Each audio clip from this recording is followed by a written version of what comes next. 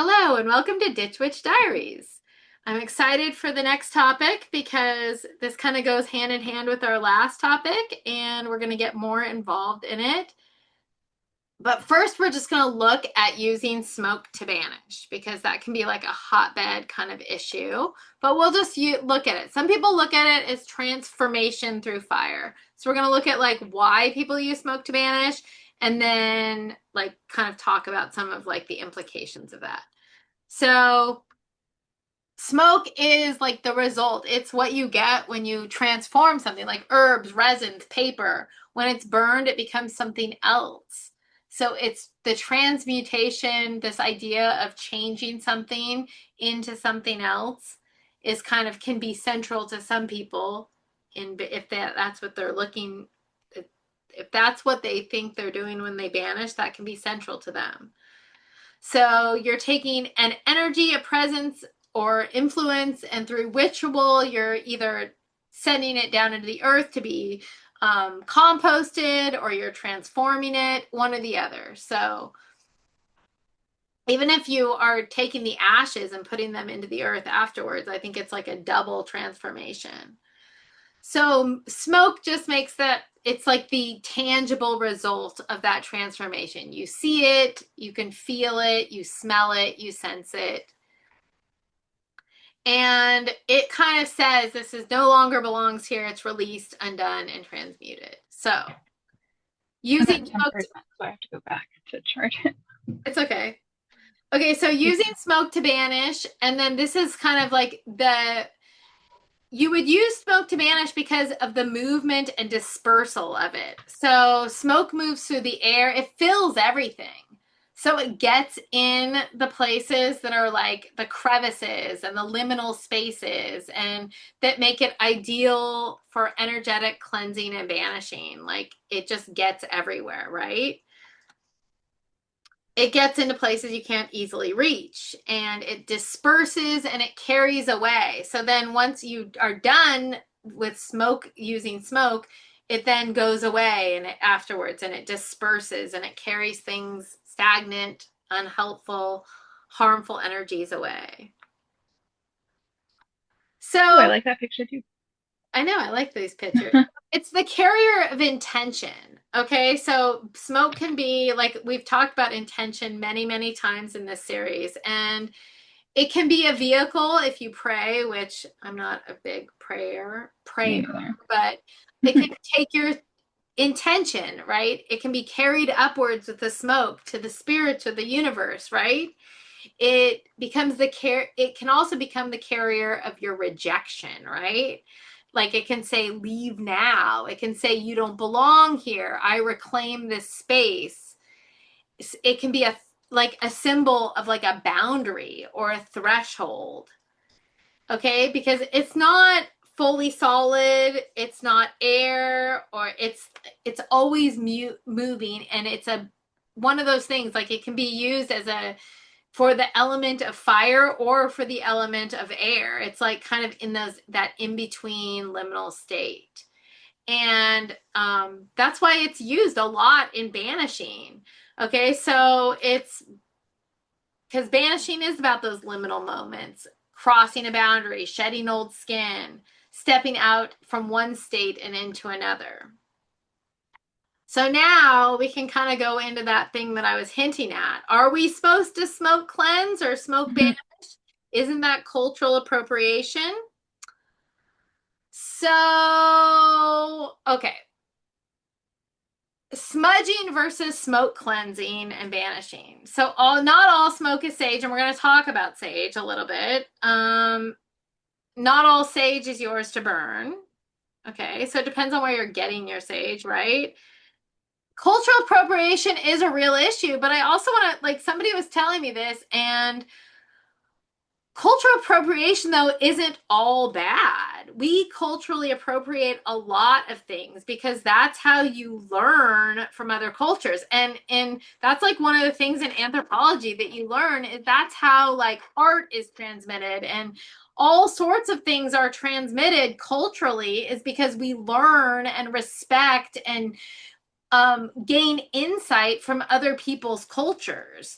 So the real issue as I see it is like when you're taking on another person's cultural experience without understanding it and possibly even making money from it or advancing it as something that's yours, okay? So, like, some of these trends can be problematic, you know? They can, especially since they don't know what they're doing and they're not like, they're just using this like word and they're like not really understanding. I also want to say though, okay, so is sage bad to burn? Maybe, maybe not.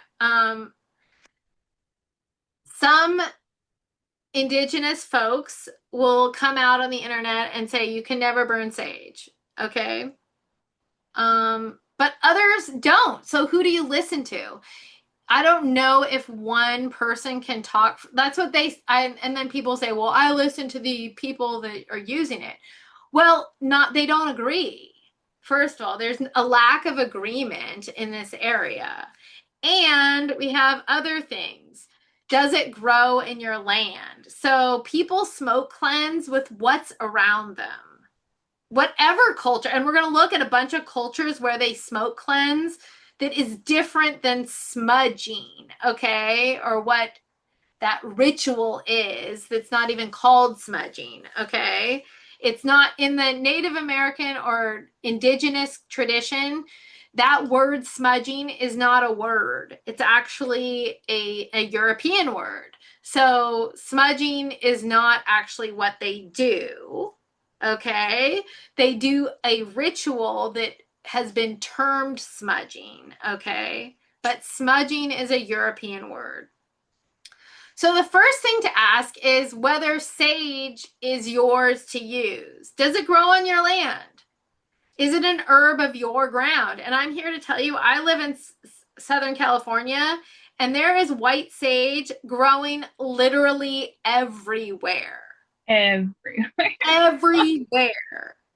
It's like Datura. You pull up on the side of a highway and it's growing there. You drive down the 15, you can just see so much of it, okay? Yeah.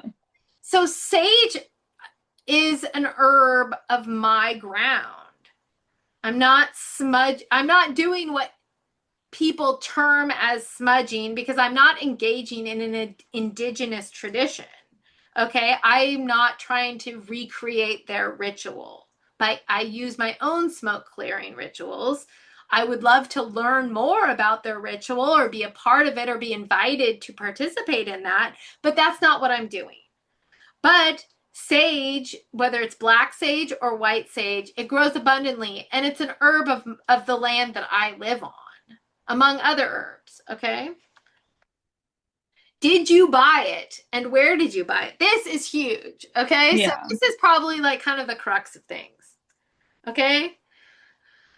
Where did you buy this sage? Okay. If you're buying it from somebody in the indigenous population who is selling it to you, maybe you can use it. I mean, first of all, if an indigenous person is selling it to you, then they're making the money. They're profiting off of it. So if you're buying it from some mass manufactured place who is clear cutting sage to mass produce these sage bundles, then that might not be ethical. You know, that might never be ethical, no matter if it's sage or if it's some other herb. That might never be ethical. And again, are you trying to do like an indigenous smudging ritual? Is that what you're trying to do? Do you even know what that is? Okay, do you even have any idea what is termed smudging is? I doubt it. I don't even really have a clear understanding of it. I would love to learn. I don't have a clear understanding though. There's a YouTuber, I can't remember his name, but he's indigenous. I can't remember his tribe either, but he's really good. He makes videos about like indigenous practices, and he like talks people through them and like gives you like the any lore behind it. And It's really cool. And he does have one on like smoke cleansing with white sage. I like him a lot. What is his name? Let me see. So I mean, yeah, I agree. Like if there's people online that are part of that group who even still speak the language, which is a dying language, which is sad, then I think that it's probably okay. Yeah. So, but okay, all smoke cleansing is not a co-opting of the ritual of smudging. Okay? You don't have to use like okay, if you use sage and you're in an area where there's lots of sage, sage is a great banishing herb. It's a great herb that, like, it is. It just is. Like, I Hmm. love herbs and it is among other herbs. There's many banishing herbs. So, um, if you are, you, Oh, real quick, sorry. okay, His YouTube is Navajo Traditional Teachings, if okay, anybody's so there you interested. go. Yeah. There you go. And that would be a very important resource to look up, okay? Yeah. And to learn from, right? Hmm. So, but if many cultures, in fact, I would hazard a guess at saying most indigenous cultures, whether you are indigenous to the Mexican region now or you are indigenous to what America is now, or whether you're indigenous somewhere else, they smoke cleanse. Okay, who are these groups that smoke Yeah. cleanse? So obviously we just talked about indigenous cultures. They use smoke and smudging ceremonies with sacred plants, but it's not all sage. It involves cedar and sweetgrass, and it's not just to cleanse, but it's also to communicate with the spirits, to ask for protection, to restore harmony. Okay, so there's a lot that goes into what we may consider a smudging ritual. And like I said, I'm sure in their language, that's not what it's called. Okay, so let's just take the take the sting out of that term smudging because I'm sure I would love to know what's the name of that ritual in the language that the ritual is performed, right? Hmm. So it's also used in diasporic African traditions, okay? They use incense, they use cigar smoke, okay, for banishing, for spirit work. In Southeast Asia, okay, incense, camphor, all these many things. They cleanse spaces, they are used to honor deities, ward off malevolent energies. In European folk magic, herbs like rosemary, mugwort, juniper, they were all been burned to ward off illness, witchcraft, evil spirits, all sorts of things. These have been used. Ancient Egypt, Kaifi was used to cleanse tombs and banish spirits prior to rituals. Celtic and Nordic traditions used it. Christianity, even today, uses smoke in their rituals and to clear the area. It's like used prior to it's used to clear and cleanse. They like Hmm. before things Before happen. mass. So Yeah. I just want to take that. I just want it gives people a lot to think about. And so that's just some important information that you may want to think about. So what do you think? Anything, do you have anything to add?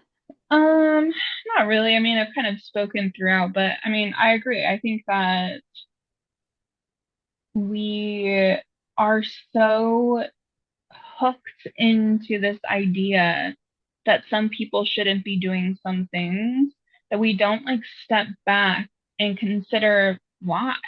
And that's something that we've talked about throughout this whole thing, throughout this whole channel is why, right? Why are you using the herbs that you're using? Why are you doing these things? Why?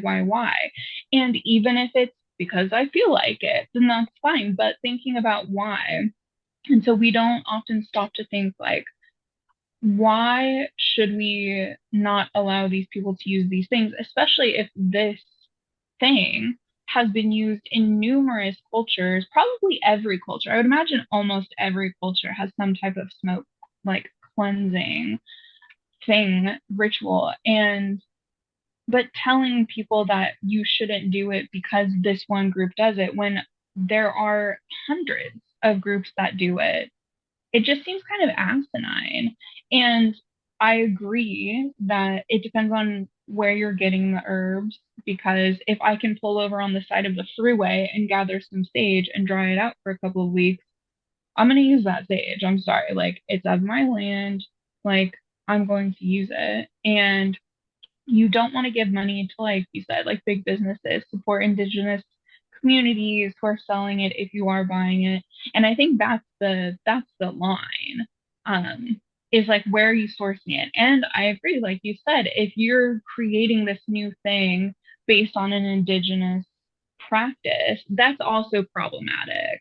And so giving credit where credit is due is important. And I think that you can practice those practices. You can do them, but giving credit where credit is due and then putting money, if you're buying it, to the right sources, that's where I draw the line. And I think that those are the important things to consider. 100%. Yeah. 100%. Yep. And and I think that a lot of it is to learn the idea of wanting to learn and understand. Yeah.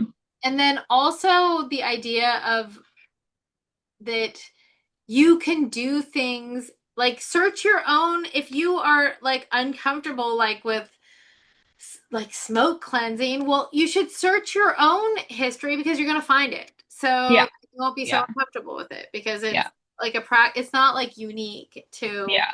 nobody like has it's like a Nobody yeah, has claim on it. exactly. It's not Yeah. a unique practice. Yeah. And if it makes you uncomfortable, don't do it. And Like, that's yeah, if you don't like it, you don't do it. know? That's true. Yeah. Yeah, you don't have to Yeah. do it. That's true as well. Yeah. Anyway, I hope that gave Mm. everybody some food for thought and I hope that we can all learn from each other and we can have some gain greater understanding of each other and our practices. And like I said, I would love to be a part of those practices and to learn more. I mean, I'm sure we all have stuff to teach each other and to know that instead of like, I certainly don't want to because that's kind of like the opposite of colonization. Like I'm like I want to like have that more of that in my life. Like I want to have Yeah. more of that of those herbs in my life. I want to have more of that magic in my life. Yeah. So okay. Mm. Uh, see you at the next Ditch Witch Diaries.